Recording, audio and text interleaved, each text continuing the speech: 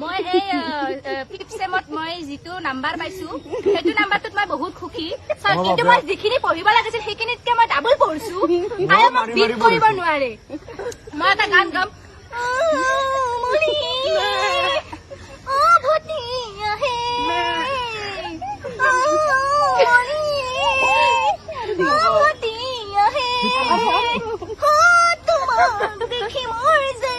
হ'ব দে তোমালোক মোৰে কাষতে কিনো কম আজি মই তোমাক নুকুকে